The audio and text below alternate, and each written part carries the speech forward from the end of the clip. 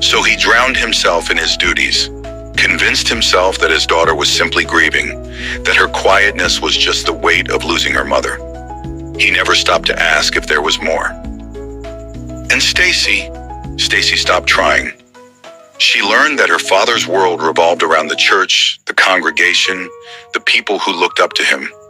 She was just one child, one small voice in the midst of all the prayers, sermons, and responsibilities. She stopped waiting by his study door. She stopped following him down the hall. She stopped believing that later would ever come. So she kept quiet. Days turned into weeks. Weeks turned into months.